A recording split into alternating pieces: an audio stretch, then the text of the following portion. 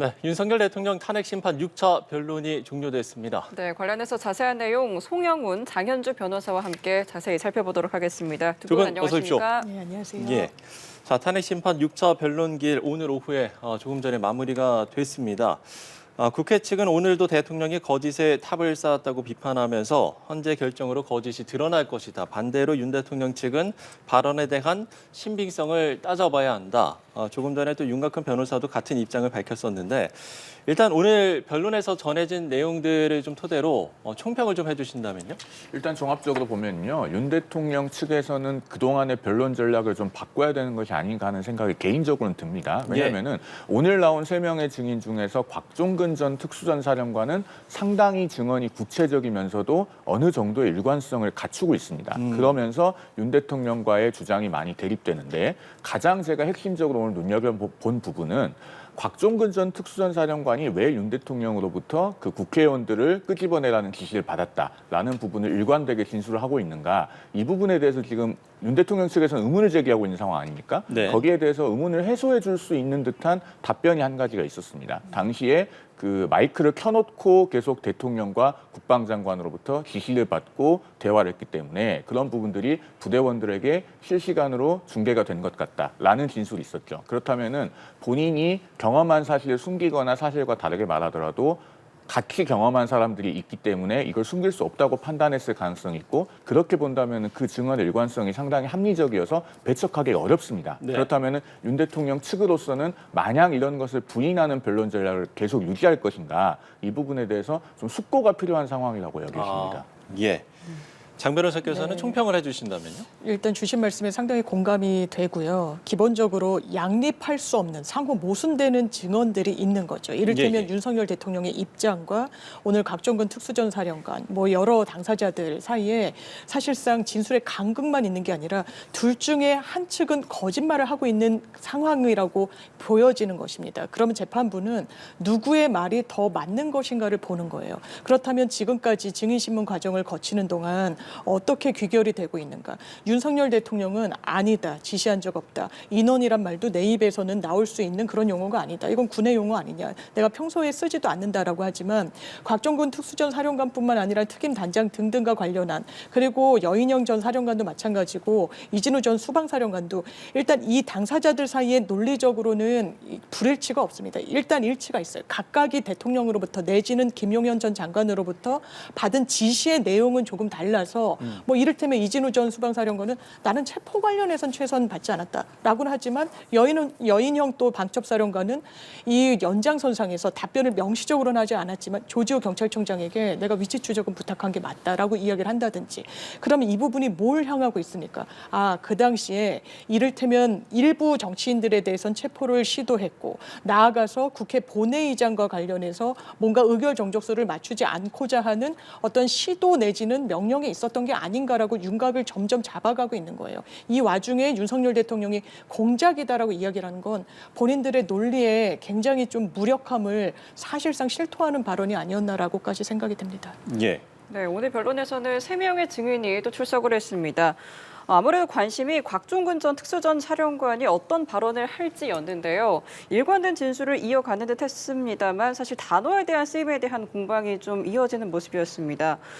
윤 대통령이 끌어내라라고 지시한 대상은 정확하게 국회의원이 맞다라고 강조하면서 당시 상황을 좀 구체적으로 묘사하기도 했는데 좀 어떻게 들으셨습니까? 일단은 인원 의미에 대해서 곽종근 전 특수전 사령관은 국회의원으로 이해했다라고 이야기하잖아요. 그러니까 본인이 들은 단어는 지금 인원인 겁니다. 네. 그런데 여기에 대해서 그러면 해석을 어떻게 할 거냐에 관해서 다툼이 있는 것 같은데 중요한 것은 이 윤 대통령으로부터 비화폰으로 통화를 해서 지시를 받았다고 하는 시각입니다. 이게 지금 곽종근 전 사령관은 0시 30분경이라고 이야기하잖아요. 국회에서 이번 주 화요일에 답변을 할 때도 0시 25분에서 0시 35분 사이라고 했습니다. 그러면 그 시간대는 객관적으로 상황과 맞춰보면은 01시 01분에 국회가 계엄 해제 요구 결의를 하기 전이고 0시 49분에 안건이 상정돼서 표결을 시작을 했기 때문에 네네. 그보다도 이전이에요. 그리고 국회가 실제로 그 시간대에는 의결 정족수를 모으고 있던 상황이었습니다. 그리고 곽종근 전 사령관이 지금 뭐라고 이야기합니까? 의결 정족수가 아직 안 채워진 것 같다라는 말을 들었다고 하잖아요. 그러면은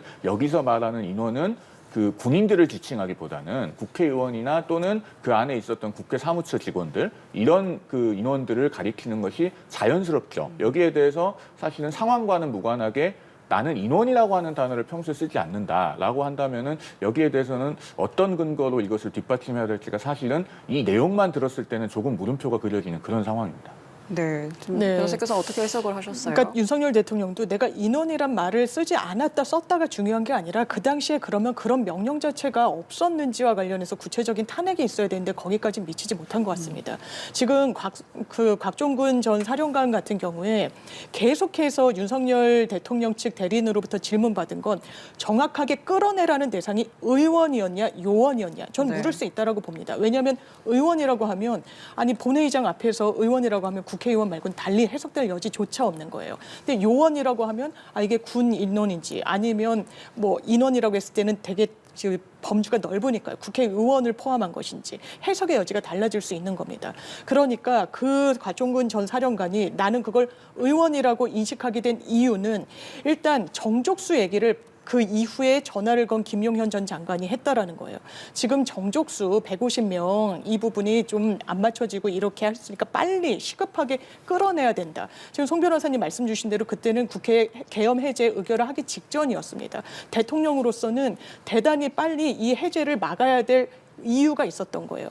그러니까 먼저 끌어내라고 다그쳤고 사실상 그 직후에 김용현 전 장관도 150명이라는 숫자는 계엄 해제 가결 요건 정족수거든요. 그 이야기를 했다라고 하면 맞춰보면 이건 누가 뭐래도 국회의원을 끌어내라는 겁니다. 더더군다나 그 당시에 그 현장에 본회의장 안에 들어가 있었던 군 요원들은 없었거든요. 군 인사들은 없었습니다. 오로지 국회의원들과 사무처 직원 등등만 있었던 거죠.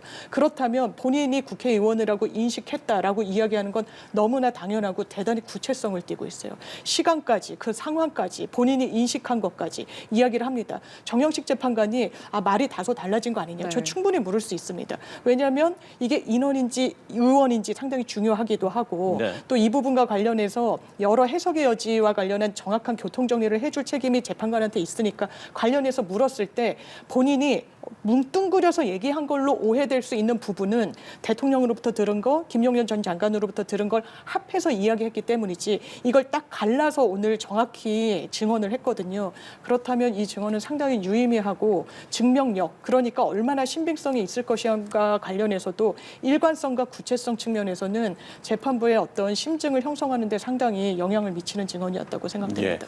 그러면 이제 관련해서 추가적으로 좀 질문을 드려보면 그야말로 이제 오늘 변론에서 어떤 뭐 핵심적인 키워드라고 해야 될까요? 바로 이게 인원이냐, 뭐 요원이냐, 의원이냐 이제 이 부분을 갖고 뭐 앞서서도 윤곽근 변호사의 이야기를 들어봤습니다만 결국은 이제 이 부분을 갖고 이제 상당히 좀 치열한 공방을 벌였을 것으로 보이는데 그러면 이 부분이 이 탄핵 심판에서 가장 중요한 쟁점 중에 하나라고 볼 수 있습니까? 어떻게 봐요? 사실 저는 탄핵 심판에서 이 부분이 관건적으로 중요하다고 생각하진 않습니다. 오히려 부차적인 쟁점에 가깝고 네. 향후에 지금 윤 대통령이나 뭐 김영현 전 국방장관이나 오늘 증인으로 나온 곽종근 전 특수전 사령관이나 이런 인물들이 받고 있는 형사 재판에서 각자의 어떤 그 비난 가능성의 정도를 판단하는 데는 중요하게 작용할 수 있겠죠. 네. 그러나 헌법적인 관점에서는 국회의 어떤 기능을 마비시키려고 하는 의도가 있었는가 사실 이 부분이 중요합니다. 왜냐하면 국회는 엄연히 헌법기관이고 헌법 77조에 의하면은 계엄을 선포하더라도 행정권이나 사법권에는 어떤 변경을 가할 수 있을지언정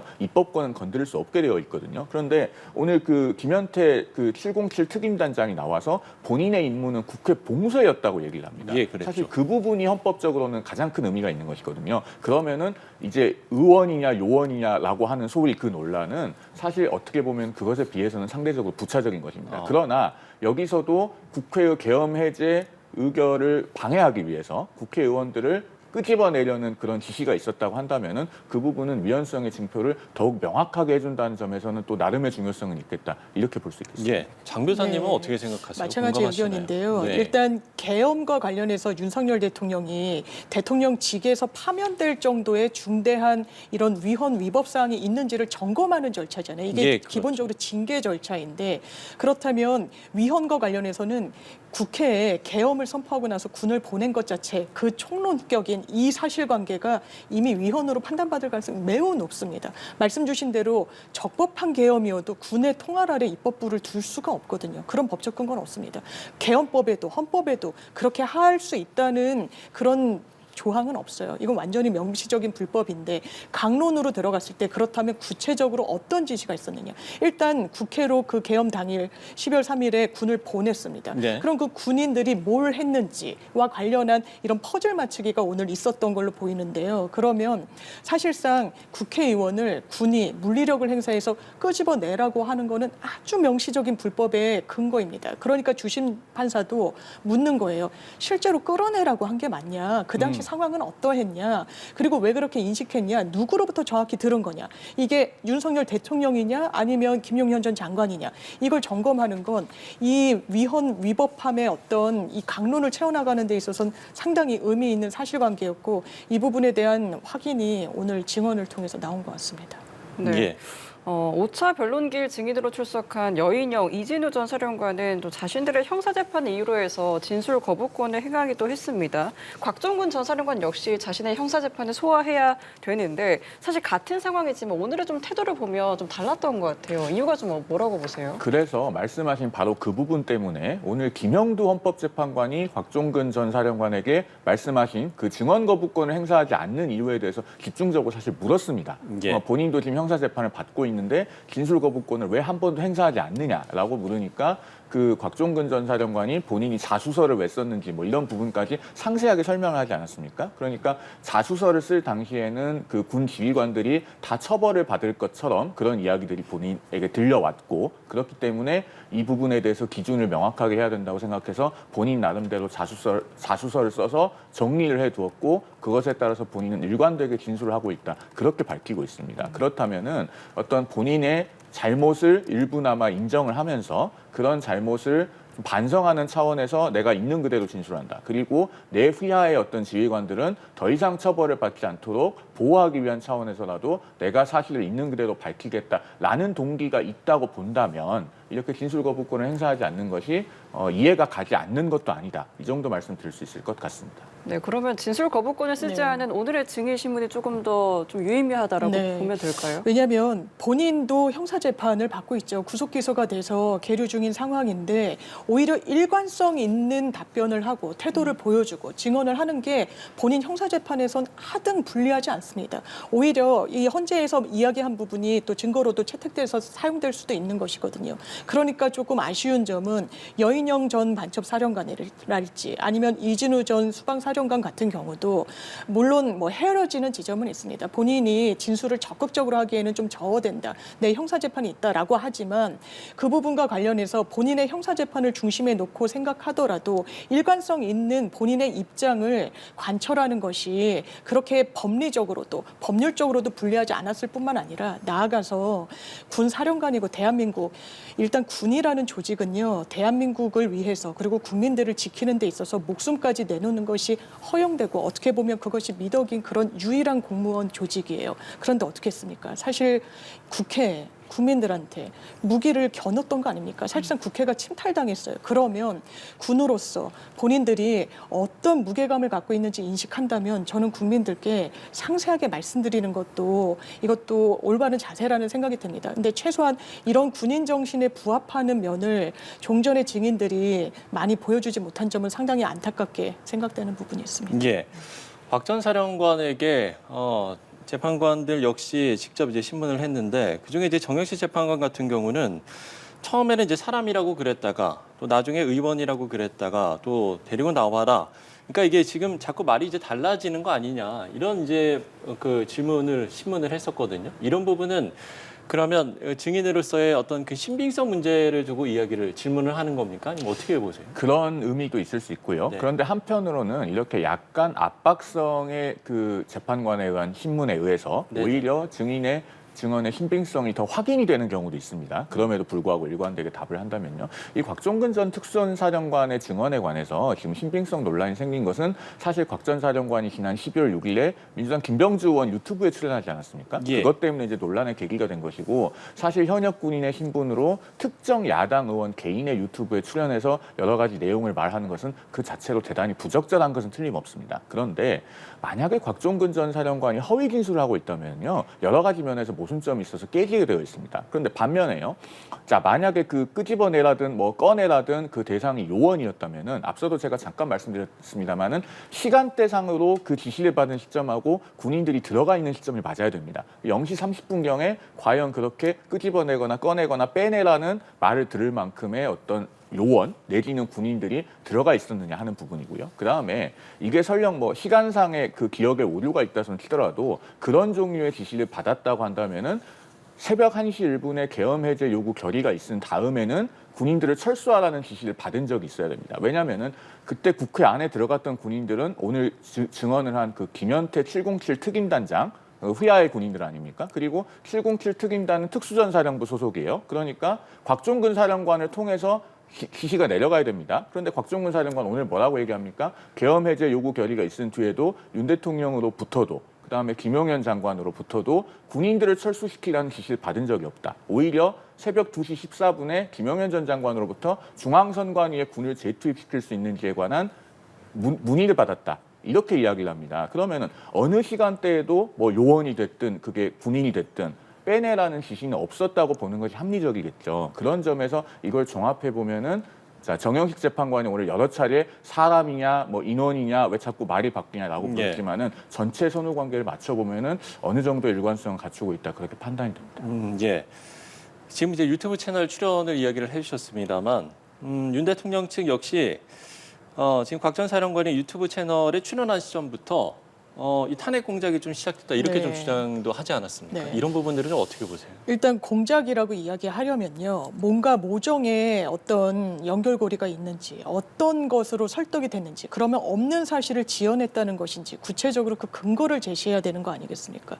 그런데 이 부분과 관련해서 사실상 공작이라고 이야기를 하니까 논리가 상당히 밀리니까 이 부분과 관련해서 재판부 설득이 안 되니까 이런 어떻게 보면 법률의 용어가 아닌 정치의 용어를 재판정에서 드러낸 것이 아닌가라고 의구심이 드러나는 부분이 있죠. 그리고 정영식 재판관이 묻는 부분과 관련해서도 상세하게 왜냐하면 재판부가 묻는 게 저희 일반 증인신문 과정에서도 제일 중요합니다. 각각의 이 편들은 본인들이 이 입증하고 싶어하는 사실관계들이 있잖아요. 예. 근데 재판부는 판단을 하는 입장에서 좀 공백이 있다거나 확인이 필요한 부분을 묻는 것이거든요. 그게 실제로 판결에 담아지는 경우가 상당히 많고 네네. 그러면 일관성이 있다라는 부분이 어느 정도 드러난 거예요. 그러면 윤석열 대통령이 공작이라고 이야기를 할 때는 거짓말, 날조된 거라는 거 아니겠습니까? 윤석열 대통령은 전혀 끌어내라고 한 사실도 없고 그리고 이런 지시도 한 적이 없다. 오히려 이 국회 본청에 있는 군들을 오히려 퇴거시키라고 했다라고 하지만 이 부분은 대단히 좀 큼직큼직한 사실관계들 아닙니까? 이게 강론이 채워져 있지 않고 있어요. 그럼 언제 그런 지시를 했다는 건지. 그런데 거기에 탄핵하는 증언을 하는 이 현장에 있었던 사령관은 전혀 다른 이야기를 하는 겁니다. 내가 그 당시에 이 부분 해제도 됐고 근데 지시는 내려오지 않고 어떻게 해야 되는지 내가 자체 판단으로 국회에서는 이 군 지휘 희하의 병력을 철수시키겠다라고 했는데 그때에도 불구하고 다시 이 병력을 다른 곳으로 뭐 이전을 하랄지 이런 지시가 있었다. 이거는요 통상적으로 한 걸음 떼서 바라봤을 때 거짓말로 지어내기는 상당히 힘든 구체성을 띈 사실관계들이에요. 이런 거를 거짓말을 한다? 상상하기가 좀 어렵습니다. 그래서 함부로 배척하지 말라고 하는 증언을 설시할 때 대법원이 항상 일관성이 있는지 구체성이 있는지 보라고 하는 것이거든요. 더더군다나 사령관은 군 통수권자인 대통령의 지시를 직접 하달받는 그런 지위에 있습니다. 거짓말을 지어낼 때 이 부분을 대통령까지 끌어들여서 내 거짓말을 한다? 거짓말을 할 수 있는 상황에 놓인 상황도 있겠죠. 그렇다면 이런 증언들을 했을 때 본인의 죄가 죄값이 덜어진다? 아니요. 오히려 인정이 되는 걸로 하면 했지. 계엄에 관여한 걸로 판단받으면 판단받았지 아무런 관련이 없다. 본인의 죄값을 덜어주는 증언도 아니에요. 이 사람은 증언 때 군으로서, 왜냐하면 여러 번 보도가 되기도 했습니다만 우리는 이용당했다. 군의 명예가 침탈당했다. 이런 취지로 계속 이야기를 했었거든요. 그러면 본인이 평생 군에 복무했던 그런 장성으로서 진실을 이야기한다라고 보는 게 매우 상식적입니다. 그런데 그 증언을 탄핵하기 위해서 묻지도 따지지도 않고 공작이다. 그리고 대통령이 다짜고짜 그런 지시를 내릴 리가 없다. 아니요, 그렇지 않았습니다. 계엄 해제가 정말 임박한 시점이었기 때문에 대통령 상당히 급박했거든요. 그럼 누구 말이 더 맞다고 볼 것인가? 국민들 할 것 없이 재판부 그리고 이 모든 것을 청취한 시민들, 저는 답이 어느 정도 내려지지 않았나 생각이 됩니다. 앞서 곽 전 사령관이 민주당 의원의 유튜브 채널에 출연한 시점부터 탄핵 공작이 시작됐다. 이게 이제 윤 대통령 측의 지금 주장인 건데 이 부분과 관련한 장 변호사의 의견에 대해서 좀 첨언하실 부분이 있으십니까? 뭐 앞서도 제가 상세히 말씀드렸습니다만은 그 야당 의원의 개인 유튜브에 출연한 것은 현역 본인의 신분으로서 대단히 부적절한 것은 맞아요. 그리고 그걸로 인해서 본인의 진술의 신빙성에 관해서 여러 가지 논란이 생긴 것도 맞습니다. 그러나 그것으로 인해서 진술이 오염됐다고 단정하기에는 곽종근 전 사령관의 진술이 어느 정도 일관성을 갖추고 있고 또 상당히 구체적이에요. 이 부분에 대해서는 앞서 제가 상세히 말씀드렸기 때문에 뭐 자세히 첨언하진 않겠고 한 가지만 말씀드리면 아까 제가 서두에 그 곽종근 전 사령관이 이렇게 일관된 진술을 하게 된 배경에는 당시에 마이크가 켜져 있어서 본인이 그 지시받는 통화 내용들을 뭐 예하 장교 지휘 통제실, 그렇죠. 지휘 통제실 그렇습니다. 마이크가 켜져 있어서 관련된 인물들이 들었다라는 부분이 있었다고 하지 않았습니까? 그렇죠. 그런데 앞서서 증인으로 나온 그 김현태 707 특임단장 뭐라고 이야기를 했냐면 김영두 재판관이 이 부분을 물어봤어요. 수사기관에서 진술하기를 그 마이크가 켜져 있어서 본인도 들었다고 하는데 맞냐라고 하니까 제가 검찰에서 그렇게 진술했다면 그 내용이 맞다라는 취지로 답을 했습니다. 그러면 이것이 곽종근 전 특수전사령관 한 사람의 주장만은 아니지 않겠습니까? 이렇게 놓고 보면은 비록 야당 의원 유튜브에 출연한 것은 대단히 부적절하지만 그 사실 자체만으로 진술 전체의 신빙성을 물리치기에는 어려운 상황으로 보인다. 이게 지금 제가 지금까지 본 그 의견입니다. 예. 그 오늘 이제 김현태 단장의 경우에는 이전에 이제 이야기했던 부분, 그러니까 이전에 있었던 기자회견에서는 뭐 끌어낼 수 있겠느냐는 뉘앙스였다라고 말을 했는데 오늘 헌재에서는 그 뉘앙스가 조금 달라진 부분이 있지 않았습니까? 이 부분은 어떻게 봐야 되는 겁니까? 그 부분에 대해서는 조금 뉘앙스가 달라진 것은 맞고 이게 본인의 어떤 형사 책임에 관한 그 고려도 있을 수 있겠고 또 나아가서는 자신의 상관인 곽종근 전 특수전사령관의 형사 책임에 관한 우려도 반영된 진술이 아닌가 그런 생각도 들어요. 어떤 의미입니까? 왜냐하면은 그 곽종근 전 사령관이 150명이 안 되도록 해라. 뭐 빨리 의사당 문을 열고 들어가서 뭐 의원을 데리고 나와라라는 지시를 받은 다음에 자신에게 이야기를 하기를 150명 넘으면 안 된다고 하는데 들어갈 수 있겠냐라고 하면서 상당히 사정하는 듯하게 말했다. 즉 곽종근 전 사령관의 어떤 행위에 불법적인 의도가 약한 것처럼 진술을 하는 그런 뉘앙스가 있었습니다. 이런 것들을 종합해 보면은 이제 김현태 707 특임단장의 그 수사기관에서의 진술과 오늘 헌법재판소 대신 판정에서의 증언이 다소간 뉘앙스가 달라지고 일부는 사실관계도 달라진 부분들이 있죠. 그런 것들이 어떤 배경이었는지에 대해서 추론할 수 있는 요소가 있어 보인다라는 생각이 듭니다. 자연스럽게 이제 김현태 단장에 대한 이야기로 저희가 좀 넘어갔는데요. 오늘 뭐 김현태 단장의 이야기 한마디로 요약을 하자면 150명이 넘으면 안 된다고 들었지만 끊어내란 지시는 없었다. 이렇게 좀 요약을 해볼 수가 있을 것 같은데 오늘 좀 발언들에서 주목한 큰 틀에서 그러면 굉장히 좀 주요한 어떤 진술의 번복이 있었는지를 살펴보면 될 텐데요. 본인이 그 부분과 관련해서 왜 말이 바뀌었냐라는 질문을 계속 추궁비슷하게 받더라고요. 그러니까 본인이 기자회견장에서 그리고 국회에 출석을 했을 때는 대단히 좀 짧은 시간에 답변을 강요하듯이 좀 내몰리는 측면이 있어서 축약해서 이야기를 했다라고 이야기를 합니다. 그래서 기자회견을 할 때도 사실상 끌어내라는 그 그런 뉘앙스가 있었다라고 하는데 그 부분과 관련해서 정확하게 이야기를 하자면 끌어내라는 지시를 본인이 직접 받은 적은 없다라고 이야기를 해요. 그리고 그것이 논리적 정합성이 있는 게 왜냐하면 오늘도 윤석열 대통령의 대리인단이 이게 방송으로는 좀 부적법하지만 대통령이 지시를 내렸는데 그걸 그러면 그냥 간과했다는 거냐, 씹었다는 말이냐 이렇게 묻는 부분이 있어요. 곽종근 사령관한테. 그러니까 대통령이 뭐 끌어내라고 하고 뭐 이런 부분이 있었는데 그거를 그럼 이행하지 않았다는 거냐, 그게 상식적이냐라고 했는데 그러면 곽종근 전 사령관 입장에서는 이게 너무 이상했다는 거죠. 본인이 그렇게 이야기한 바도 있었어요. 아니 의원들을 빨리 끌어내라고 하니까 내가 공포탄이라도 쏴야 되나, 정말 문을 부숴야 되나 이런 고민을 하고 실제로 이걸 아래 이 군 본인의 지휘를 받는 사람들한테는 명령을 하지 않은 것 같습니다. 그러면 아까 짚어주셨듯이 김현태 특수임무단장 같은 경우에는 곽종근 사령관의 직접 지시를 받는 사람이에요. 예. 그럼 그런 지시를 받지 않았다는 게 이 여러 등장하는 인물들 사이에 논리적 정합적인 성이 있는 거죠. 그 부분과 관련해선. 그리고 또 윤석열 대통령의 어떤 탄핵과 관련해서 이 심리를 하는데 유의미한 건 이 150명입니다. 왜냐하면 곽종근 전 사령관도 김용현 전 장관한테 정족수 150명에 대해서 들었다는 거예요. 끌어내라는 그 연장선상에서. 그러니까 이 밑에 본인의 지시를 내릴 때 이렇게 이야기했다는 겁니다. 그런데 이게 본인의 약간의 불법성의 인식은 있었던 것 같아요. 이거 해도 되는 건가? 이거 의원들을 지금 끌어내라고 하는데 그러니까 아주 명시적인 지시가 아니라 이 150명을 어떻게 하지 끌어내야 된다고 하는데 하면서 읍소하듯이 본인한테 이야기를 했다라는 겁니다.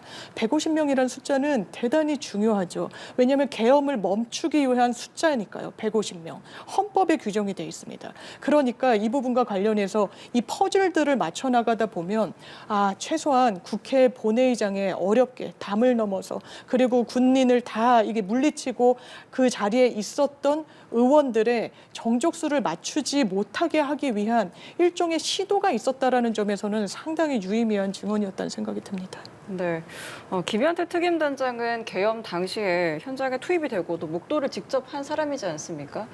증인으로서 좀 갖는 가치는 좀 뭐라고 보세요?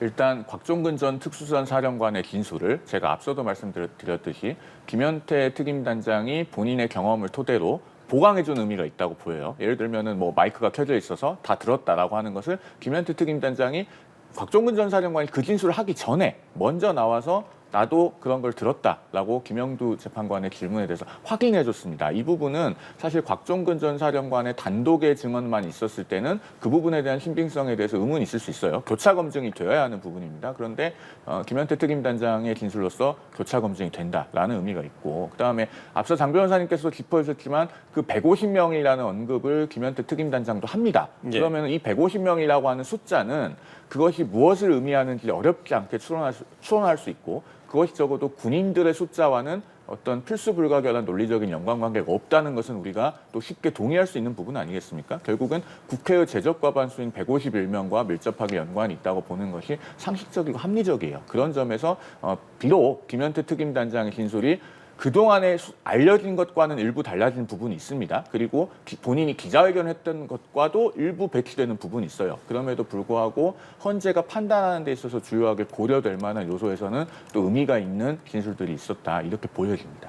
네, 오히려 좀 신빙성을 좀 강화시키는 그런 역할이라고 있었던 보세요? 것 같아요. 네. 왜냐하면 그리고 법률적으로는 기자회견은 사실상 무의미합니다. 이제 기자회견에서 여러 말들이 있었지만 저희가 기사나 뭐 인터뷰 이런 게 증거 기록으로 편철이 됐을 때 부동의하면 그거는 증거로서의 가치도 사실상 인정받지 못하거든요. 그렇다면 정말 중요한 건 재판부 앞에서 선서를 하고 본인이 이야기한 부분이 법률적으로는 굉장히 의미가 있습니다. 일부에서는 이렇게 기자회견했을 때랑 말이 달라졌으니까 심리를 위해서 더 많은 증인을 불러야 된다라고 이야기를 하지만 이건 법리적으로 맞지 않는 주장이에요. 이 부분과 관련해서는 재판부를 이 앞에서 증인이 선서를 하고 한 증언을 띄어내는 진술이란 건 없습니다. 조서도 마찬가지예요.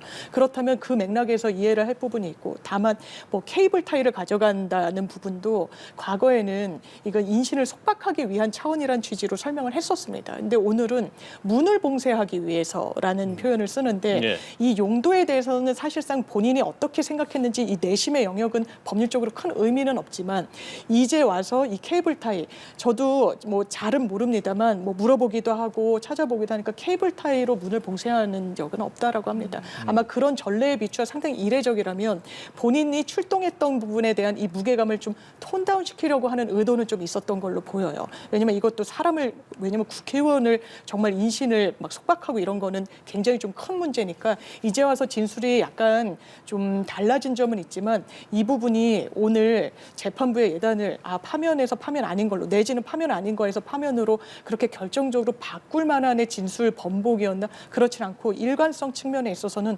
오히려 윤석열 대통령의 국회에 침탈하는 데 있어서 매우 구체적인 지시와 하달 그런 부분이 있어서 결과적으로는 이 부분이 위헌 위법하다라는 결론에 도달할 그런 증언 내용들이 주를 이루지 않았나 생각됩니다. 예, 앞서도 이야기를 해주셨습니다만 김현태 단장이 이야기한 부분, 그러니까 본인의 이제 임무는 봉쇄였다 이제 이야기를 했는데 이 봉쇄를 어떻게 해석하느냐에 따라서 이게 쟁점이 달라지는 겁니까? 물론 그 김현태 단장이 오늘 봉쇄와 건물 확보라고 이야기를 했어요. 네. 그렇게 이야기하고 본인은 그 국회의원들을 끌어내라는 지시는 없었다. 뭐 이렇게 진술을 했는데 그럼에도 불구하고 사실 헌법적인 관점에서는 유의미하게 평가될 만한 진술들을 한 겁니다. 앞서 케이블타이 얘기를 장 변호사님께서 지적을 해주셨는데 네. 그것을 국회의원들을 뭐 체포해서 속박하기 위한 용도로 가져간 것은 아니다라고 하더라도 그것을 이제 문을 봉쇄하는 데 쓰려고 했다는 것 아닙니까? 그러면 그 자체로 그 군인들이 들어가서 국회를 봉쇄하고 국회 건물을 확보하고 그다음에 문을 잠궈두는 용도로 준비를 했다라고 하면 국회가 정상적으로 기능할 수 있겠습니까? 헌법적인 관점에서는 대의기관이고 입법기관인 국회의 기능에 장애를 초래하려고 했느냐가 관건이에요. 그런데 그 부분에 대해서는 사실은 들어맞는 이야기들을 한 겁니다. 그런 점에서 이 김현태 특임단장의 진술은 개별적으로 기업적인 사실관계들을 놓고 보면 네. 말이 바뀐 부분들이 있고 또 본인이 만약에 앞으로 소추가 된다면은 형사재판 또는 곽종근 전 사령관의 형사재판 이런 데 영향을 미칠 수 있는 부분은 일부 있겠습니다만은 헌법적인 관점에서는 결론적으로 윤 대통령에게 유리하게 작용하기는 어려운 진술이다. 사실은 이렇게 보는 것이 법률가들의 그 주류적인 견해가 아닐까 저는 그렇게 생각합니다. 예. 자, 그런가 하면 박춘섭 대통령실 경제수석도 오늘 증인으로 나왔습니다. 윤 대통령 측이 신청한 증인으로 대통령실 참모중에는 처음으로 증인으로 출석한 건데 이 부분은 네. 어떻게 보세요? 어떤 점을 확인하기 위해서 출석을 했다라고 보시는 거예요? 사실 탄핵에 이르는 과정은 불법성이 있는지를 가늠하는 절차 아닙니까? 그럼 네. 불법성이 어느 점에 있는지 두 가지를 보는 건데요. 하나는 이 절차적으로 문제가 있었는지 그리고 실체적으로 문제가 있었는지 이런 표현을 쓰는데 실체적으로 문제가 있었던 이 부분과 관련해선 이를테면 계엄도 당연하지만 요건이 무르익고 이 법률 요건에 충족을 하면 대통령이 발표를 할 수 있는 권한입니다. 그러니까 그런 실체적인 조건이 정말 그 당시 12월 3일에 대한민국에 존재했는지를 보는 거예요. 그러면 윤석열 대통령이 끊임없이 본인이 계엄을 선포하게 된 이유 중에 큰 축은 하나는 부정선거가 있었다라는 네. 것이고요. 하나는 어떤 뭐 야당의 입법 독주가 있었다라는 이야기를 합니다. 예산 삭감과 관련해서 줄탄핵과 관련해서 이 부분과 관련해서 내가 대한민국의 지도자로서 계엄이 반드시 필요하다라고 인식을 했고 그게 정당하다라는 주장을 하고 있단 말이에요. 그러면 그 당시의 상황과 관련해서 대통령이 단독적으로 결의해서 이 계엄을 하는 건 이 절차적으로 잘 적법성이 확보가 안 된 거 아닙니까? 그러니까 물어보는 겁니다. 그 당시에 그러면 용산 대통령실에서 이런 입법 독주와 관련한 이 예산 삭감을 일방적으로 한 부분에 대한 문제의식이 어느 정도나 공유가 돼 있었는지와 관련해서 그러니까 오늘 경제수석이 사실 이 부분에 대한 논의는 있었다. 사실상 그런 부분에 대한 공유는 있었지만 저는 더 중요하다고 생각하는 증언은요. 그렇다면 대통령께 따로 보고가 갔는지에 대한 질문에 그런 사실은 없다고 했습니다. 최소한 자기가 보고하지 않았다라고 해요. 경제수석이 이런 예산 삭감과 관련한 문제의식을 공유는 했지만 직접적으로 어떤 문제가 있고 그렇기 때문에 뭐 개헌과 관련해서 이 발동이 필요하다고 이렇게까지 검토는 최소한 없었던 걸로 보입니다. 왜냐하면 이 경제수석이 아니면 뭐 이 부분을 할 다른 뭐 인원은 상상하기는 좀 어렵거든요. 그리고 보고도 하지 않고 이런 거에 대한 검토도 하지 않았고 실제로 대통령실 내부에서 이 부분과 관련한 특히 경제를 초점에 놨을 때 이런 여러 스텝들이 같이 토론한 바도 없었다라고 이야기해요. 그러면 윤석열 대통령 계엄에 이르게 될 때 본인의 어떻게 보면 단독적으로 이 예산 삭감도 계엄의 어떤 요건 중에 하나로 충족이 됐다라고 임의적인 판단을 내렸다는 생각이 드는 겁니다. 이 부분과 관련해서 참모진들의 또 국무위원들의 다 증언이 일치해요. 왜냐하면 대통령이 거의 5분 남겨두고 국무위원들한테도 국회에서 나온 증언들을 보면 이건 나 할 거다. 뭐 어쨌든 사인을 하든지 말든지 이 부분과 관련해서 거의 졸속으로. 그러니까 한덕수 총리 같은 경우에는 이거는 국무회의라고 할 수도 없다라고 할 정도의 이런 부분이 오늘 저는 경제수석을 통해서도 그 단면이 조금 드러난 측면에서 의미가 있다고 생각합니다. 예. 우리가 이제 어떤 사안들을 이야기할 때 그 처음이라는 거에 어떤 상징성이 있지 않습니까? 그렇기 때문에 이 탄핵 심판의 첫 증인으로도 김용현 전 장관이 이제 첫 증인이 되었을 때 거기에 이제 또 많은 부분이 이제 주목을 했었던 거고 대통령실 참모 중에서는 어쨌든 처음이거든요. 글쎄 좀 어떻게 보세요? 말씀하신 것처럼 이제 박춘석 경제수석이 경제참모로서 대통령실 참모로서는 가장 먼저 증인으로 나왔기 때문에 예. 일종의 앵커링 효과가 있는 것이 아니냐 지금 그런 말씀을 하시는 것 같은데요. 저는 오늘 박춘석 경제수석의 그 헌재에서의 증언이 언론을 통해서 보도되는 걸 보면서 윤 대통령 측의 증인이라고는 사실 믿기가 어려웠습니다. 솔직히 말하면 변호사로서 박준석 경제수석을 왜 증인으로 신청했을까라는 생각이 들었거든요. 예. 저희가 이렇게 변호사들이 2명이 나와서 토론을 하는데 사실 소속 정당과 진영이 다른 변호사들끼리 의견이 거의 근접하는 경우가 그렇게 흔치는 않습니다. 그런데 이렇게 의견이 근접하게 되는 것이 헌법적으로는 다르게 평가하기가 어렵기 때문에 그래요. 네. 박준석 수석의 오늘 증언 중에서 제가 가장 눈에 띄게 들었던 부분은 비상계엄 선포는 당일 오후 10시쯤 들었다. 라는 부분입니다. 예. 이게 왜 중요하냐면요. 자, 윤 대통령 측에서는 전시사변 기타 국가 비상사태라고 하는 요건이 충족되었는지가 매우 의문시되는 이 계엄에 대해서 야당이 탄핵을 반복해서 탄핵 소추를 발의를 하고 예산 폭주로 해서 4조 원 넘는 예산을 일방적으로 삭감하고 이런 것들을 이제 국가 비상사태라고 주장을 합니다. 그러면은요. 그 주장의 옳고 그름을 떠나서 만약에 그것이 정말로 계엄의 동기였다면 국무회의에서 충분히 심의가 되거나 설령 국무회의에서 충분히 심의가 되지 않았다고 해도 본인의 참모들과 공유하는 과정이 있어야 됩니다. 그런데 박춘석 수석이 얘기하는 것은 결국 본인도 비상계엄 하는 줄 모르고 있다가 그날 밤 10시에 들었다는 거 아닙니까? 즉 빨라야 30분 전에 안 거예요. 그리고 이 국무회의는 원래 한덕수 국무총리와 소수의 국무위원들이 먼저 윤 대통령과 얘기를 나눌 때 워낙에 의지가 확고해서 말려보려고 했지만 말려지지 않았다고 하는 그 공통된 진술들이 있고 11명째 국무위원이 채워지니까 사실 그 형식적으로조차도 힘이 되었다고 보기 어려운 정도의 얘기를 나누고 계엄 관련된 생방송 담화를 하러 갔다라는 진술들이 있지 않습니까? 자, 그런 상황에서 이 비상계엄 선포의 원인이 되었다고 하는 예산 폭주와 관련이 있는 경제수석조차도 30분 전에 알았다고 하면 이게 비상계엄에 적법성이 있다고 할 수 있겠습니까? 이런 점에서 저는 윤 대통령 측에서 왜 박춘석 경제수석을 증인으로 신청했는지 솔직히 말하면 공감하기가 매우 어렵습니다. 예.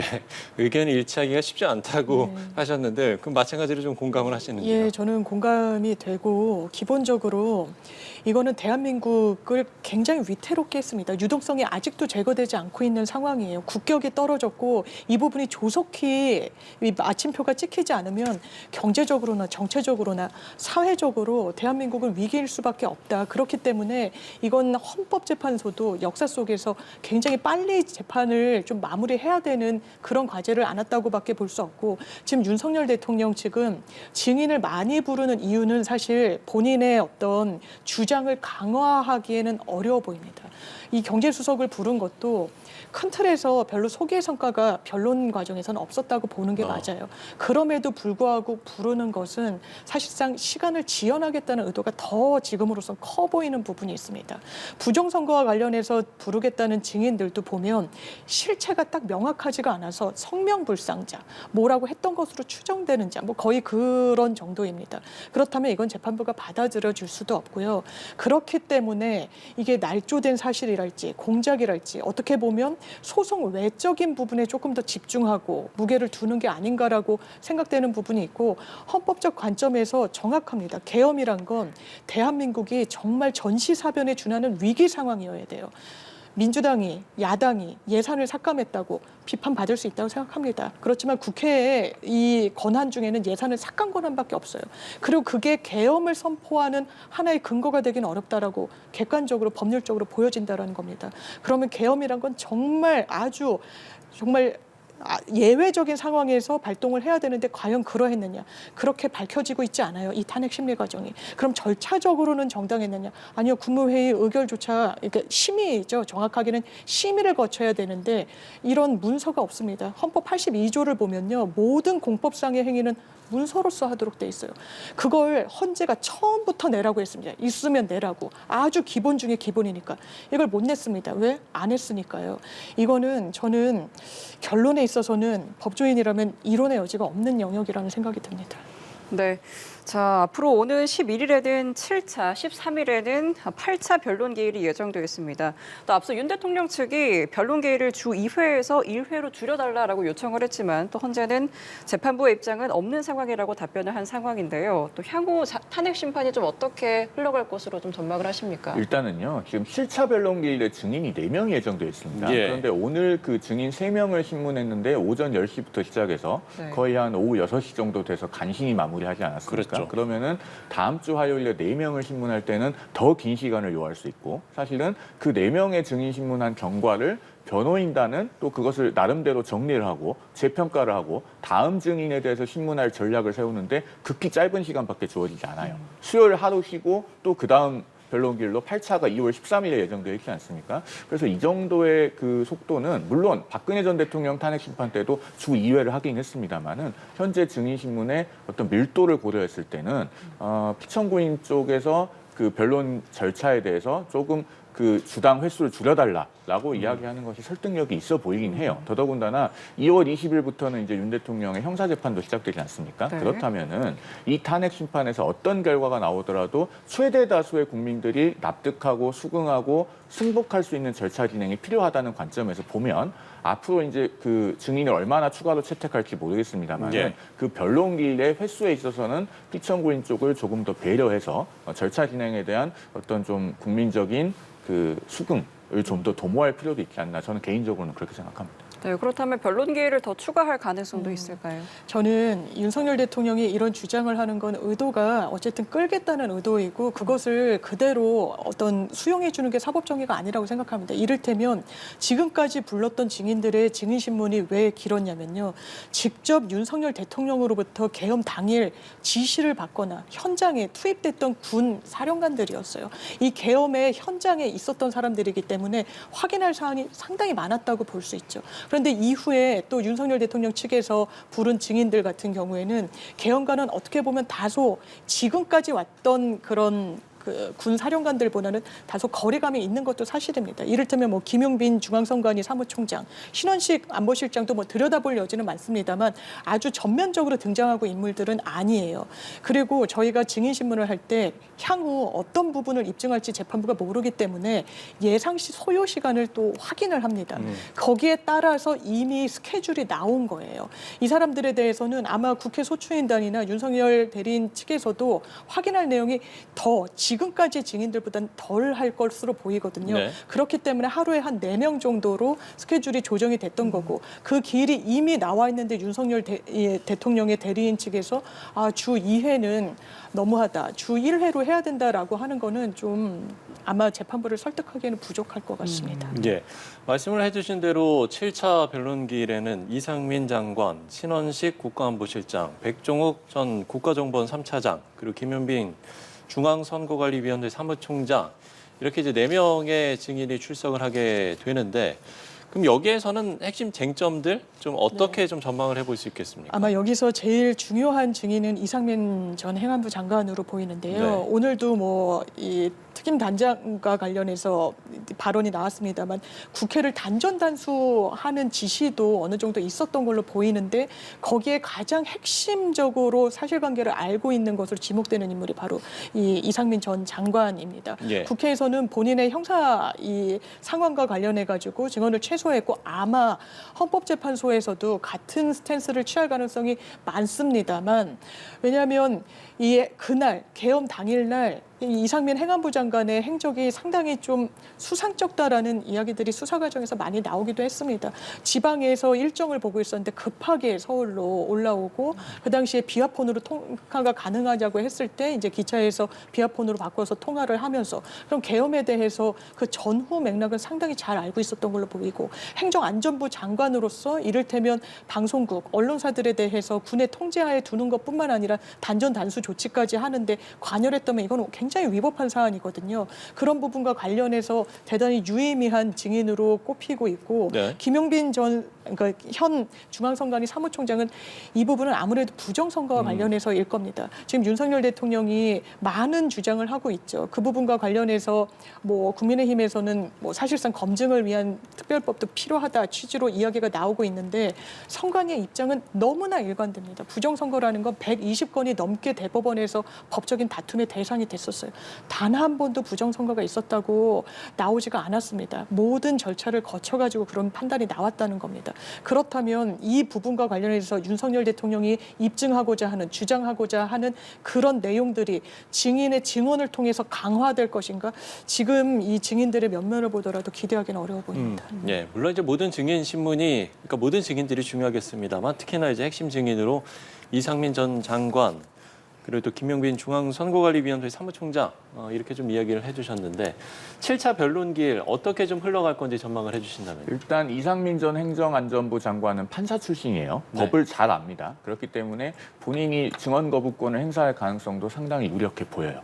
실제로 국회에서도 그 증언 거부권을 행사를 했었잖아요. 예, 그렇죠. 그렇습니다. 그리고 사실은 이제 그 일부 언론사에 대한 단전 단수 지시 이 부분이 헌법재판소의 탄핵 심판 과정에서도 사실로 확인이 된다면은 계엄의 위법성을 더 증폭시키는 요소가 될 겁니다. 그러나 이상민 전 장관은 아직도 본인이 수사를 받고 있는 대상이죠. 공수처가 얼마 전에 사건을 다시 검찰로 돌려보내지 않았습니까? 이상민 전 장관 같은 경우는 직권남용의 미수에 해당하기 때문에 공수처가 직권남용 미수를 타고 들어가서 관련 사건으로 이상민 전 장관의 내란 혐의를 수사할 수는 없다. 이게 지금 공수처의 자체 판단이에요. 그래서 더 이상 수사를 진행하지 않고 사건을 돌려보냈습니다. 그러면 검찰에서 앞으로 이제 기소 여부를 결정을 해야 되기 때문에 혹은 또 보강 수사가 있을 수도 있고 그런 점을 고려해서 이상민 행안부 장관이 과연 헌재에서 진술할 거냐 저는 그 가능성 좀 낮게 봐요. 그렇게 보고요. 그다음에 김용빈 중앙선관위 사무총장은 말씀하신 것처럼 이제 부정선거 의혹에 관한 질문들이 많이 나올 수 있는데 예. 다른 한편으로는 당시에 군이 선관위에도 투입이 되지 않았습니까? 그러면 그런 상황에 대해서 어떻게 보고를 받았고 실제로 선관위 그 직원들이 어떤 것들을 겪었다고 보고받았는지 이런 부분에 대해서도 사실관계를 확인하기 위한 질문들이 있을 거고 그런 부분들도 탄핵 심판의 관점에서는 의미가 있을 것으로 보여요. 그리고 한 명만 더 짚어보면은 이제 신원식 국가안보실장. 예. 원래 김용현 전 장관이 국방장관으로 임명되기 전에 전임 국방장관이었어요. 국방장관이었죠. 그러면서 어떻게 보면 이제 본인은 대통령실로 가고 김용현 경호처장이 국방부 장관으로 왔죠. 그리고 계엄에 관해서는 신원식 안보실장은 계속 부정적인 스탠스에 있었다고 알려진 인물입니다. 그러면은 여기에 대해서 본인이 대통령으로부터 계엄에 관한 이야기를 들은 적이 있는지 그리고 입장을 밝혔다면 어떤 입장을 대통령에게 의견을 제시했는지 이런 것들에 대한 질문이 나올 겁니다. 그러면은 그 질문에 대한 답은 헌법적으로는 어떤 의미가 있을 수 있냐면 전시사변 또는 국가 비상사태 라고 하는 요건에 있어서 대통령을 기근거리에서 보좌하는 국가안보실장이자 전직 국방부 장관으로서 어떤 그 안보에 대한 인식을 가지고 있었는지 이런 부분은 그 요건을 판단하는 데 있어서 보충적으로 작용할 가능성이 있습니다. 이런 부분들까지 아마 7차 변론길에 우리 언론에서 관심을 두고 취재할 포인트가 되지 않을까 그렇게 예상해 봅니다. 네, 오늘 13일에는 8차 기일이 열리고요. 이날에는 조태용 국정원장과 김봉식 전 서울경찰청장, 조지호 경찰청장에 대한 증인신문이 열립니다. 역시 10시부터 시작이 되는데 이날의 주요 쟁점은 또 뭐라고 보십니까? 일단 국정원장 조태용 국정원장은 홍장원 제1차장이 증언했던 내용과 관련해서 어느 정도나 인식하고 있었는지 왜냐하면 홍장원 전 차장 같은 경우에는 일관해가지고 그 당시에 국정원장한테 보고를 했다라고 이야기를 하고 있어요. 그리고 그리고 이제 본인이 증언을 하고 나와서도 대통령이 본인이 이야기한, 그러니까 대통령은 그날 홍장원 차장한테 전화를 한 게 예전에 해외 순방 때 수행할 때 고생을 하고 그래서 격려차 전화를 했다라고 이야기를 하거든요. 예. 그러니까 본인도 이게 말이 되냐고 기자들한테 좀 약식 기자회견 같은 곳에서 되물으면서 어떻게 한 번 그 수행을 했다라고 그 계엄 국무회의가 막 열리니 많이 하고 급박한 현장에는 군이 투입이 된 이런 상황 속에서 본인한테 격려 전화를 할 수 있느냐 뭐 이런 이야기를 했거든요. 그러면서 이 대통령의 어떤 입장이 조태용 국정원장의 어떤 입장과 상당히 좀 비슷해 보인다. 본인 입장에서는. 그래서 사실상의 어떤 모종의 교감이 있지 않겠냐는 취지의 의혹까지 제기한 상황이라서 이 부분에 대해서는 국회 측 소추인단이 아마 이제 좀 물을 것 같고요. 저 개인적으로는 더 중요한 건 조지호 경찰청장인 것 같습니다. 왜냐하면 여인형 전 방첩사령관이 나왔을 때 대단히 좀 증언을 적극적으로 하지 않았죠. 그럼에도 불구하고 했던 건 그 당일 본인이 이런 체포조라는 표현을 쓰진 않았습니다만 이 체포 대상 이 사람들에 대한 위치 추적을 조지호 경찰청장한테 좀 부탁했다라는 거예요.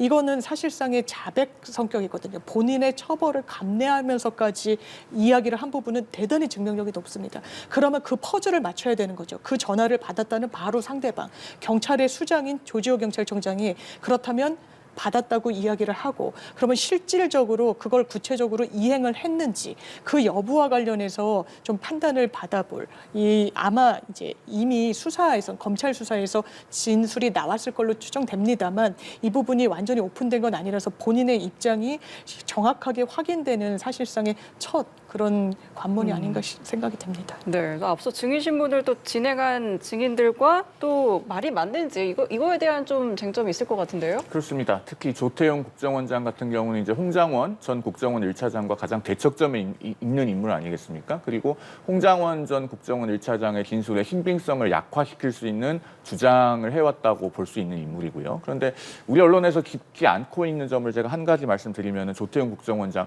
현직 국정원장이잖아요. 그러면은 헌재에서 어떤 질문이 나올지 모르겠습니다만은 그 질문에 답하는 과정에서 경우에 따라서는 현직 국정원장이라서 상당히 민감한 질문과 맞닥뜨릴 수 있습니다. 즉 언론에 공개되는 답변을 했을 때 국정원의 어떤 비밀이 노출되거나 우리 국가 안보에 해가 되는 내용이 있을 수도 있어요. 그런 점을 고려해서 아마 헌법재판소가 이 부분에 대해서만큼은 즉 조태용 국정원장의 증인신문만큼은 비공개로 진행할 가능성도 점쳐지거든요. 이건 어떻게 될지 한번 좀 봐야 될 것 같아요. 그리고 여태까지 그런 걸 검토하지 않았더라도 지금부터 고려해볼 필요가 있다고 생각합니다. 저는 홍장원 국정원 전 1차장의 답변을 영상으로 보면서도요. 사실 홍장원 차장이 본인이 뭔가 더 말을 하고 싶은데 사실은 국정원 1차장으로서 또 그동안에 국정원에 재직하면서 경험해본 내용 사실들을 모두 다 노출할 수 없어서 말을 아끼는 부분이 있었다고 생각합니다. 이걸 제가 언론에서 더 구체적으로 말씀드리기는 어려운데 아마 유심히 보신 분들이라면 그걸 느끼신 분도 있을 거예요. 조태용 국정원장 같은 경우는 아마 더 할 수 있을 겁니다. 그런 점에서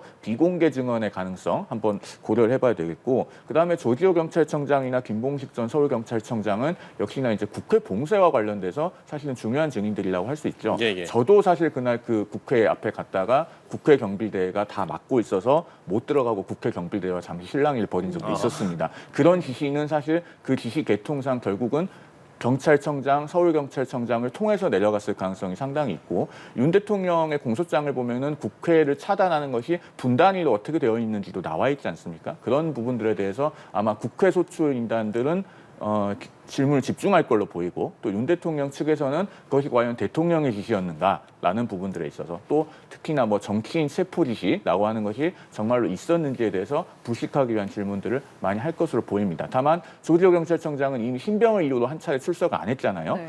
과연 이번에는 출석할 것인가 이 부분도 최종적으로 출석을 하는 것을 봐야지만 알 수가 있고 사실 속단하기는 좀 어려워 보이는 측면도 있습니다. 예. 아까 이제 장 변호사께는 질문을 드렸습니다만 그럼 이제 변론기를 더 추가할 가능성도 있겠습니까?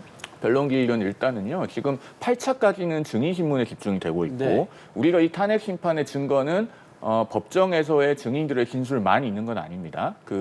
영상 녹화 같은 것이 동반되어 있는 수사기관에서의 그 피의자 신문 조서 내지는 진술 조서라든가 그밖에 여러 가지 물적 증거들도 지금 관련 기관에서의 기록 송부 등을 통해서 확보된 것들이 있을 겁니다. 그런 그 증거들에 대한 증거 조사 과정은 지금 증인신문 뒤로 미뤄져 있는 것으로 알고 있거든요. 네네. 그러면은 그런 증거 조사들에 필요한 길들이 일부 진행이 될 것이고 또 그 국회 소추인단 또 그 윤 대통령의 대리인단의 어떤 그 최후 변론, 최종 변론 이런 과정들도 거쳐야 되기 때문에 몇 번의 기일은 일단 증인신문이 아니더라도 더 진행될 것 같아요. 그 과정에서 이제 윤 대통령의 공판 절차가 시작이 되니까 그러면은 주 몇 회나 변론기를 할 수 있을 것이냐. 특히나 2월 20일 같은 경우는 원래 헌재가 지금 화요일, 목요일에 변론기를 하고 있으니까 만약에 10차 변론기일이 잡힌다면 2월 20일입니다. 그런데 그날 또 공판 준비기일이 잡혀 있잖아요. 그렇죠. 이런 부분들을 앞으로 세부적으로는 절차를 어떻게 헌법재판소가 정해서 지휘해 나갈지 이 부분에 대해서도 아마 다음 주쯤 되면 좀 윤곽이 잡힐 것 같습니다. 장 변호사께도 법적인 문제를 한 가지만 네. 좀 질문을 드려보면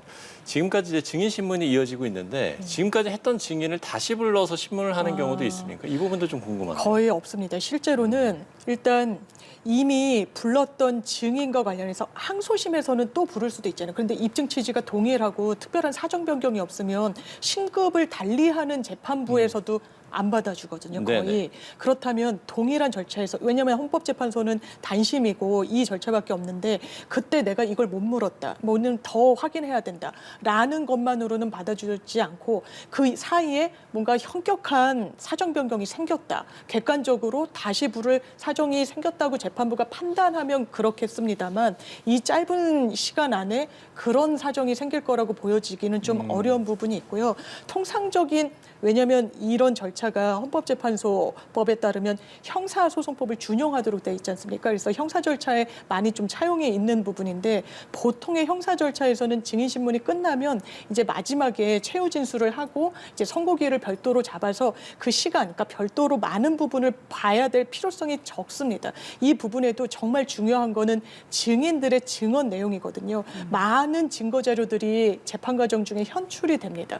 그 중에 압도적인 건 정말 선서를 하고 증언을 한 내용이에요. 그럼 그 부분에 대해서 별도의 평의가 있어야 될 겁니다. 때문에 저는 증인신문이 끝난 이후에 한기일 정도는 왜냐하면 이 피청구인인 윤석열 대통령이 또 항변하고자 하는 내용과 관련해서 방어권을 보장해 줄 필요가 있으니까 한기일 정도 더 속행을 하고 아마 선고기일을 잡지 않을까. 다만 증인들도 다수였고 그리고 또 의견을 추가로 개진할 여지가 남아있기 때문에 네네. 매우 시급하게 뭐 2주 뒤, 3주 뒤로 내지는 한 달 뒤 정도로 아마 선고기일을 잡는다면 3월 안에는 어느 정도 이 결론이 나지 않을까 개인적으로는 추측하고 있습니다.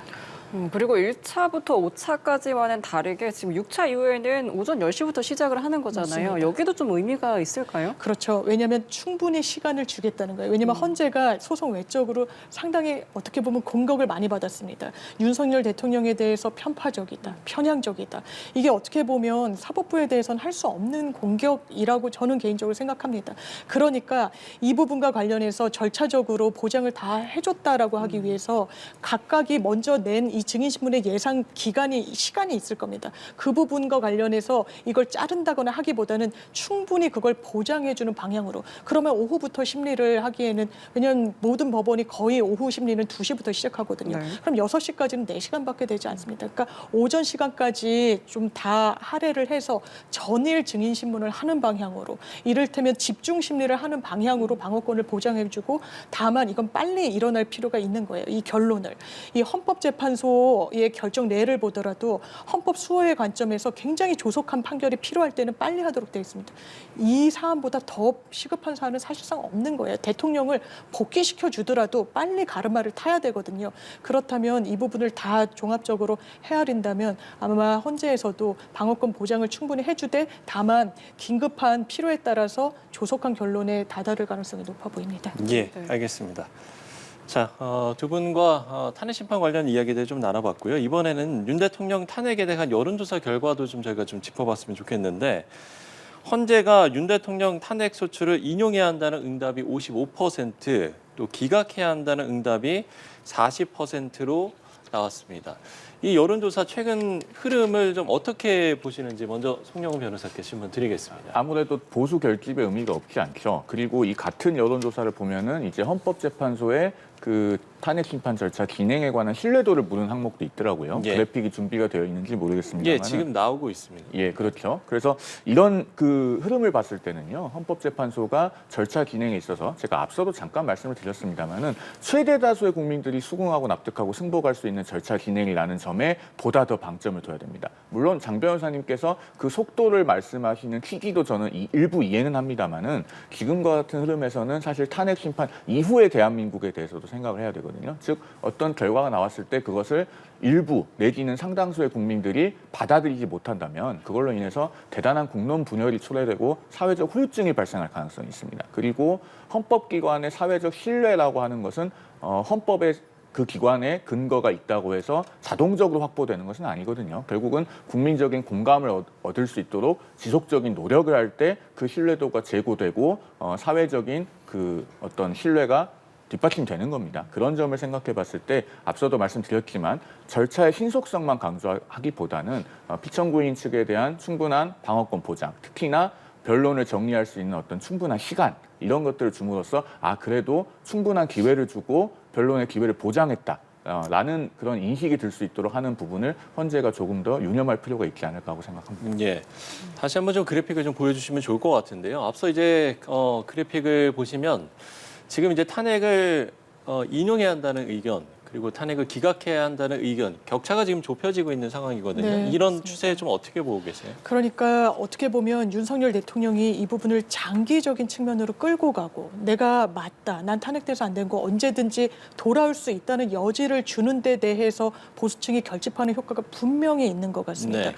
그러면서 이것이 조속히 끝나지 않음으로 인해서 대통령에 대해서 탄핵에도 반대하는 입장이 과거보다 더 이제 대통령을 옹호하는 입장이 더 많아지고 있는 것이죠. 그렇다면 기본적으로 이 부분이 법률적인 의미는 없는 겁니다. 여론 재판이 아니니까요. 이 국민들이 이렇게 생각한다라는 것 자체는 중요하지 않지만 정치적인 함의는 분명히 담고 있는 거죠. 이 부분 보수층이 결집하고 있고 다만 윤석열 대통령의 탄핵과 관련해서 중도층이 정말 어떻게 생각하는지가 중요한데요. 오늘 이 MBS 조사를 보더라도 여러 지표에서 뭐 정당 지지도 차기 대선 주자와 관련해서도 물론 국민의힘, 민주당이 다 뭐 오차범위 내에서 접전을 벌인달지 하는 지표들이 나오고 있습니다. 민주당이 전 당연하지만 엄중히 새겨야 된다라고 생각해요. 그럼에도 불구하고 한 걸음 더 들어가서 이 지표를 분석해 보면 정말 이 유권자층 중에서 본인을 중도층이라고 응답한 사람들이 뭐라고 답변하는지와 관련해서 본다면 탄핵과 관련해서도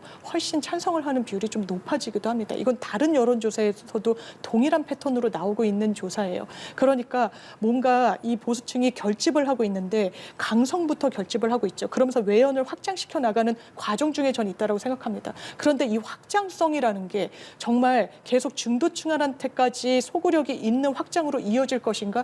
이 지표로 보면 그렇지는 않다라는 거예요. 그렇기 때문에 여기서 더 윤석열 대통령에 대한 탄핵에 반대하는 의견이 아주 유의미하게 올라간다든가 이렇게는 되지 않을 거라고 생각합니다.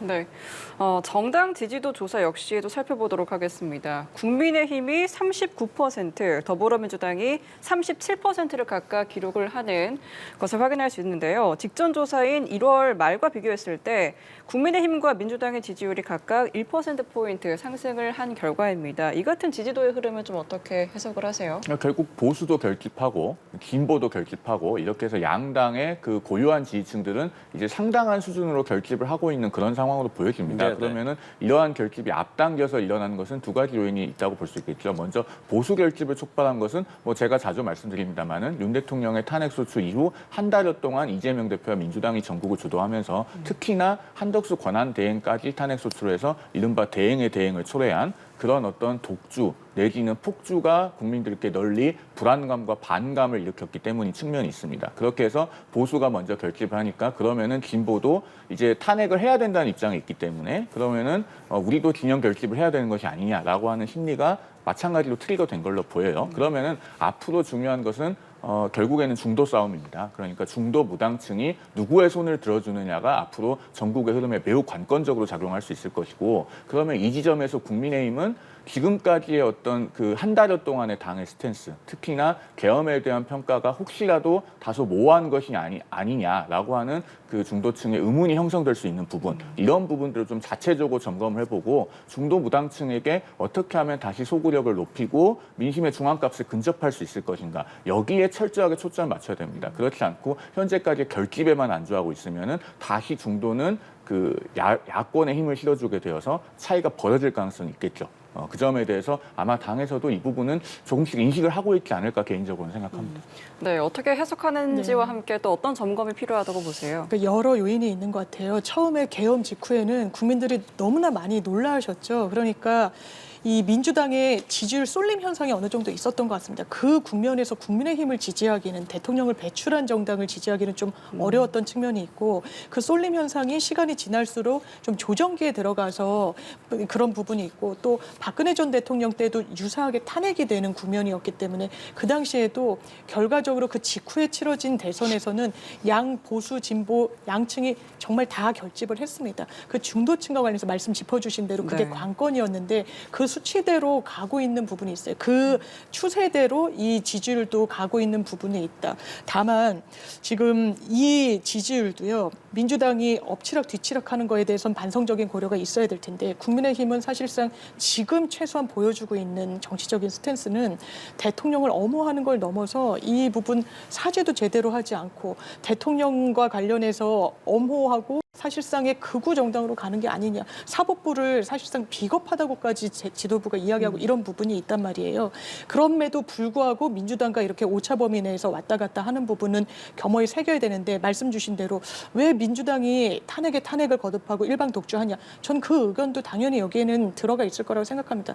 또 한편으로는 이 계엄과 관련해서 정말 지겹다는 분들이 많으세요. 왜 조속히 이게 마무리가 안 되고 언제까지 윤석열 대통령의 이 어쩌면 정치적 소란을 국민들이 목도해야 되느냐. 이 부분을 조속히 끝내지 못한 부분에 대한 또 불만도 이 민주당에 반영이 돼 있는 것 같습니다. 그러니까 여러 의견이 있는데, 말씀 주신 대로 정말 중요한 건 중도층이 어떻게 인식하고 있느냐예요. 중도층, 민생 강조하라는 겁니다. 그리고 이 판결과 관련해서도 빨리 끝내라는 게 저는 중도층의 민심이라고 생각합니다. 네. 그 민의를 누가 더 잘 받들고 있느냐. 전 개인적으로 지금 현 상황에서는 국민의힘은 최소한 아닌 것 같습니다. 왜냐하면 윤석열 대통령의 지금 뭐 내일인가요? 또 뭐 최고위원을 지내신 그런 중량감 있는 의원들이 또 간다는 거 아닙니까? 네. 이거는 윤석열 대통령의 어떤 정치적 소란에 발을 맞춰주겠다는 거예요. 국민은, 저는 개인적으로 이거는 국민을 보고 하는 정치는 아닌 것 같습니다. 그렇다면 그 민의를 정확히 받드는 게 정말 조기 대선이 있다면 이거는 선택을 받는 문제예요. 정말 절대적으로 잘하는 것도 중요하겠지만 덜 못하는 것도 중요한 겁니다. 그렇다면 국민들이 지금 어느 정당을 정말 평가하고 찍어주실 것인가, 저는 어느 정도 윤곽이 나오고 있지 않나 생각합니다. 예.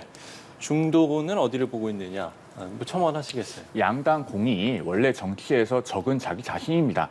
힘 자랑을 함으로 힘 조절을 못하면서 힘 자랑을 해서 스스로 망하거나, 혹은 스스로 너무 하고 싶은 것만 했을 때 결국은 국민들이 등을 돌리는 것이거든요. 그래서 장 변호사님께서 조금 전에 잠깐 언급을 하셨는데, 이제 윤상현 의원이나 김민전 의원이나 이런 분들이 윤 대통령을 구치소에 접견 가는 것, 당내에서 비판의 목소리가 나오고 있습니다. 그리고 민주당 같은 경우도 이재명 대표가 그동안에 그 힘 자랑을 하는 정치를 해온 것에 대해서 비명계 위주로 비판의 목소리가 나오고 있지 않습니까? 그런 자성의 목소리들을 어느 당이 더 먼저 겸허하게 듣고 변화하느냐에 따라서 앞으로의 전국이 달라질 것이다. 그렇게 말씀드리겠습니다. 예.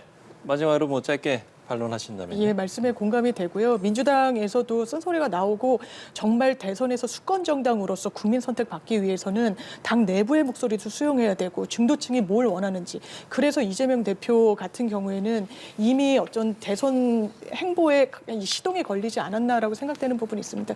뭐 우편향이다, 뭐 좌회전 깜빡이를 켜고 우회전을 한다라는 비판이 있습니다만, 경제는 특히나 이념으로 하는 건 아니지 않습니까? 실리로, 실용으로 그 부분에 대해서 민주당은 이미 좀 시동을 걸었다.